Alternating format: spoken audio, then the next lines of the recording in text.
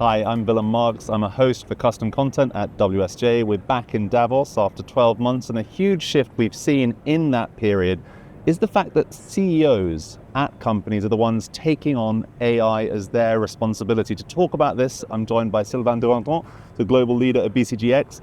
Why has that been happening? Why is it happening now, do you think? It's been happening because CEOs have been investing a lot and companies have been investing a lot in AI for limited returns. Many studies showed that in the past. And we're at a point that where CEOs understand this is super important for the future and they basically decide, I need to take charge.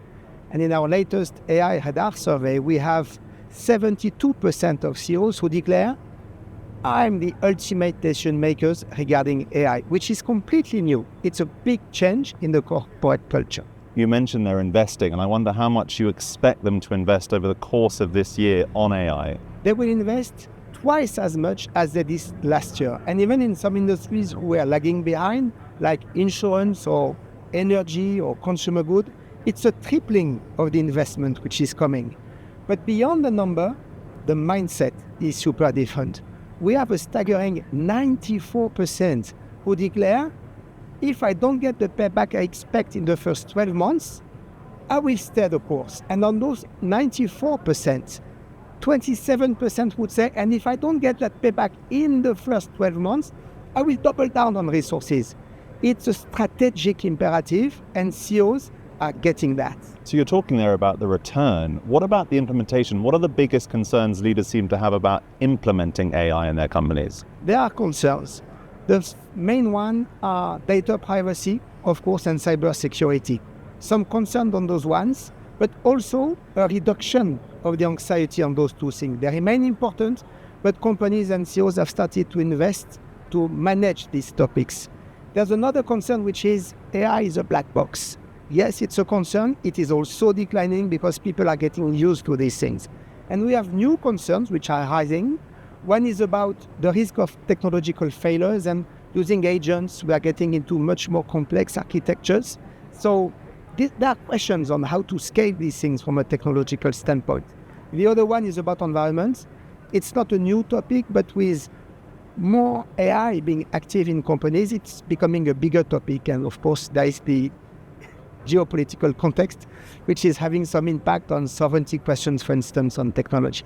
It sounds like the vast majority of CEOs understand that AI is important to their futures, but I presume not all of them are leading in the same way. What are you seeing in your data, in your surveys? There are many differences, and when you talk to CEOs, I have clients who are head on the topic, who decided to push, and they basically become chief AI officers of companies, and there are others who do much less. So through our surveys, we managed to codify them.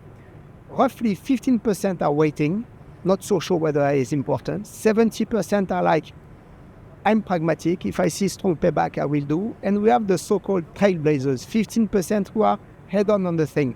And those trailblazers CEO are making a difference. They are more convinced than the rest of their C-suite of the importance of AI, even more than CIOs or CDOs. And they are taking a very firm stand. I take 75% of the transformation resource of my company. Recruiting, IT build, training, upskilling. And those 75%, I push just on AI.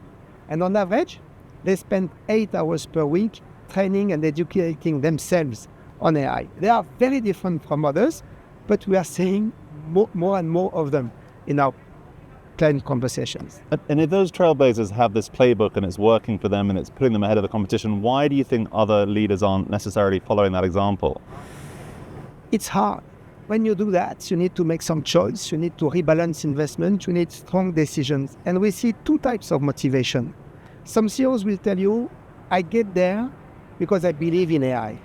Others will tell you, I get there because I get pressure from my board, from the analyst. I know I have to move. Trailblazer CEOs, they are more in the first camp. And by the way, if you look east in the world, the share of CEOs who push because they believe is higher than on the western part of the world, where it's more coming from the pressure of the analyst and the capital market and boards. But in the end, it's about leadership. As a CEO, am I ready to step up and to really become a de facto chief AI officer of my company? Sylvain, I'm going to leave it there. That was really interesting. Thank you so much. Merci. Thank you, Willem.